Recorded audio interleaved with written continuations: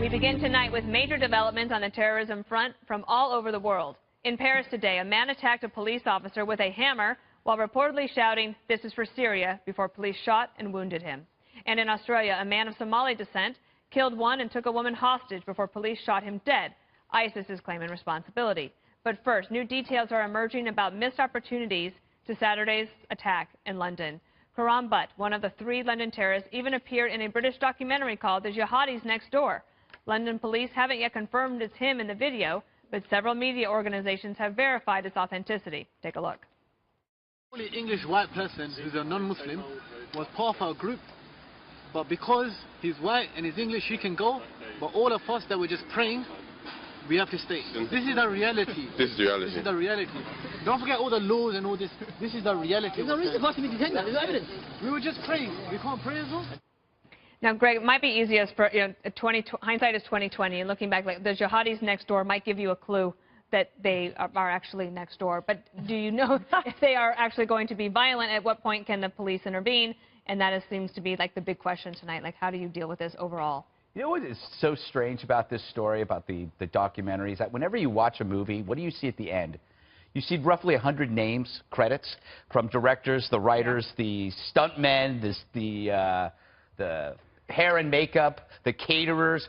Grips. There could be hundreds of names. And I'm just wondering how many of them felt compelled to do something when they see the content of the subject that they're looking at. There are many people who knew about this person because they worked on the film, but they didn't do anything about it because of the same thing that we always talk about, fear of being called a racist or Islamophobic, which allows a force field so you can't touch them. I keep thinking, what if you divorced religion from their murderous assertions? Then you would have a serial killer.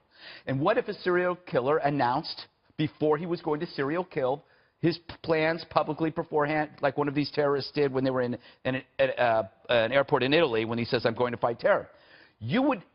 That is not a crime, but you could actually institutionalize them because they're insane. If somebody says that they're going to embark on mass murder, you could probably, out of the threat, or that he might be mentally ill, put them away. These people are insane.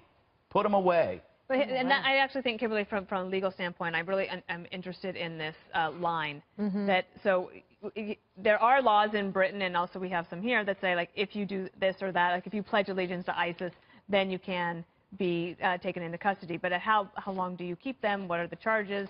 How do you defend them? The other thing that's amazing is that they were on public benefits. This just gets more amazing by the minute, doesn't it? It's just so disgusting and appalling because, listen, we have to like bend over backwards to accommodate people that want to murder innocent women and children and destroy everyone's well-being and the life that we know that we live every day. It's sad to me because we are really hindering the ability of law enforcement to do the job that they have been sworn to do, to protect and serve. And instead, it's like they want to give apologies to people like this who are telling us directly what it is that's in their hearts, that's in their minds. They are forecasting their intentions, but that's still not good enough. What do you want? Like, only after the fact that the act is completed, that's sufficient? That's not what the law says. If you can catch people like this conspiring and you can catch like an act in furtherance of, that should be sufficient. And now, look, the world has to see this. Can you imagine how offensive and just deeply disturbing it is to the family members that have to watch these videos and hear these words and know that these people were identified and on the radar and absolutely nothing was done? Whose side are you playing for? That's what bothers me so much. I mean, I don't understand. Just, mail it in, hand it over to them. We're sorry. Are you offended? Have we offended your rights to kill us? That's what I don't get. And we're seeing it play out in London, and it's playing out throughout the world, and it's playing out here in the United States. And people are mad about tweets instead. The MI5, Jesse, said in 2015 they're under unprecedented pressure, and today they say that they have 3,000 targeted high risk, or jihadis that they are watching. They have 500 who are high risk, and they have 20,000 that are former jihadists that they're watching. So you have a risk management problem in terms of resources. You do. It's hard to prioritize these animals. And the guy, Butt, I think was his name, he was low to moderate risk. So could Right. you imagine the high-risk guys that you're looking Right. at? Exactly. And I can't believe this guy was on welfare, the welfare terrorists. That would be the New York Post headline the next day. Welfare jihad. Welfare jihad. If you're holding up an ISIS flag in the middle of the city, that should be a red flag. That guy should go from medium threat level to high threat level. They're enemies of the state. Greg's right. They're serial killers. If someone walks like a terrorist and talks like a terrorist, they're probably a terrorist. What you are is, if you're a terrorist sympathizer or appear in a video, you're an unlit fuse. And all it takes is one strike of a match, and kaboom, and people are dead. So British authorities have to start rounding up unlit fuses right away because they can't let this stuff happen over and over again. It's kind of like child pornography. You treat it like an offense that it's a one-strike policy. So if someone shows an interest in distributing and disseminating child pornography, or is online talking about it, boom, throw the book at them. Right. You got to do the same thing with jihadists. One of the things that we've been worried about for like the past 5 or 6 years is that you were going to have Westerners who were traveling to Syria for training, and because they have a Western passport, they were going to be able to come back. The other thing that's happened is that radicalization is sped up. So as ISIS shrinks, its territory is shrunk. They are out now basically deputizing everybody around the world and saying, don't wait for us, don't even come here to the caliphate, don't try to, just try to do your work there. And the radicalization is sped up so much that now they actually have terrorists that are younger and younger. So to Jesse's point, I understand like the desire to try to round them up, but and then what do you do with them from there? And like what are the charges if they are actually citizens of Western countries? It's very difficult. And again, what you can do in the situation that you just described is you can, if people have dual passports, then take away their, for example, British citizenship so they can't come back in the country. Revoke or suspend. So you can take those steps.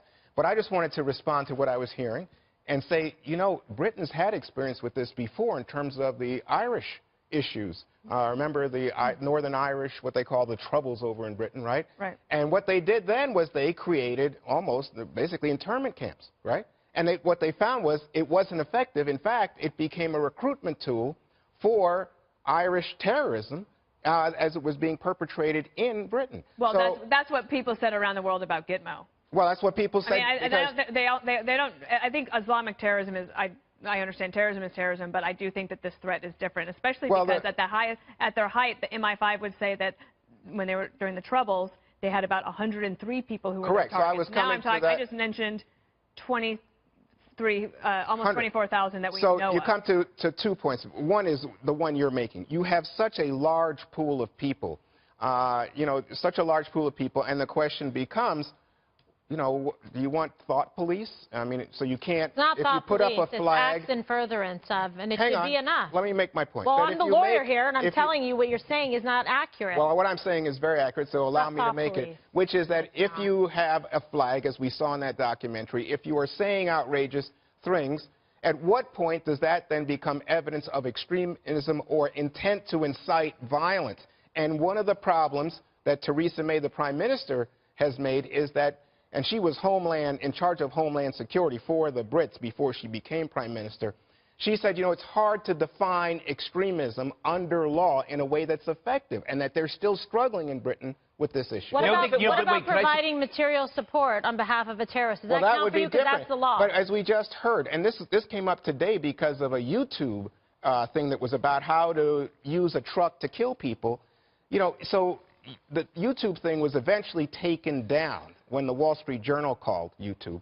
But at what point is that material support? Well, it's more than just speech, Juan. If you're speaking about jihad and you're trying to encourage the overthrow of the British government, and you're talking about imposing Sharia law on the country, unfurling an ISIS flag, and your known associates are a radical cleric who's been imprisoned, someone that's blown himself up, someone that's on a watch list, and you're a member of a band group, you pile all that together. And you But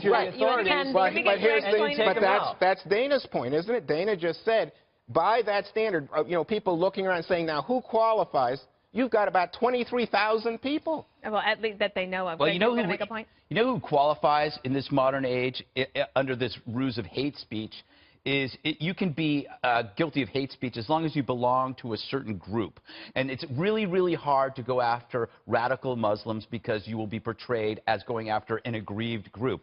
I remember climate change. There were climate change people in the media who said that if you were a climate change skeptic, you should be imprisoned. Right. Those are the same people that would scoff at you for deporting hate-filled imams. They would call you a bigot for doing that. When people are enraged over the death of innocent people, they often offer solutions. And I think, like, we've offered lots of solutions. Trump offers solutions. A lot of people do. What's interesting is there's an entire oppositional side of critics who offer no solutions. They stop at this like, but what about this or what about that? And while condemning the people that come up with the solutions, once you come up with a solution, they go, my God, if you come up with any kind of tool, whether it's a ban or it's vetting or it's a new law. Or what about surveillance? I was going to ask you about surveillance. Remember the NYPD coming under such attack by the Associated Press? Right. So what happens? Surveillance. Yeah, what happens is when you come up with some kind of alternative or some kind of a plan, they will accuse you of being a bigot from a perch of their own cowardice, where they offer false sentiment on Twitter, where they say, what about their rights? These are when they're radical hate speech imams out there who are creating a lot of this rap. Greg, I don't think Theresa May is going to be intimidated by saying that she's politically correct. She is trying to stop it. I think the mayor of London, everybody wants to stop it. The question is one of constitutional rights, your rights to privacy, to free speech, to organize, to assemble. And how do we make that conform with the fact that we are battling these monsters? We don't want to become the monsters. But well, the monsters will eat us alive if we do nothing. Well, no, nobody said do nothing. Why do you say do nothing? No, that's what I'm saying. I'm saying do everything. Yeah, he's saying also tolerance can make you dead. But I don't want to be dead. If you're too tolerant, if you're too politically But you haven't provided any ideas or solutions. No, I think there are lots of... criticize. No, you do. No, you criticize and find fault with everybody that tries to come forward with an idea not the case. And impugn them because you think that they have bad intentions and a bad heart because they want to make people safe and fight terrorism. Kimberly, that's not what I'm doing. Give me one idea of what we can do. What I just gave you one moment ago in terms of stopping people from coming back in by denying them their passport to your country. I told you that. But I mean, there are other examples as well. The question is how you do it in an effective way, not just blanket, loud rhetoric that says, oh, they're bad people. What is the basis of that? That's not what people are saying. They're bad people. They're trying to figure out ways. They are. But every time you try to offer some kind of constructive, or maybe sometimes it's an emotional response, you are taking a risk in this society of being called something. So what that does is it tamps down the actual debate, so people don't want to talk about it. We have to loosen the screws here and allow people to talk about the ideas that may be considered dangerous in order to reach maybe some kind of decision that isn't dangerous. But we can't stop the debate by going, no, we can't talk about that. We should be able to talk about... I don't see that as reality. That's every day in the media. In fact, there is so much fear right now about terrorists in a place like London that the question is whether or not people go overboard. No, there's also fear of people being labeled a bigot, too. I don't think that. I just don't see that. I never hear that from any public official. All right, well,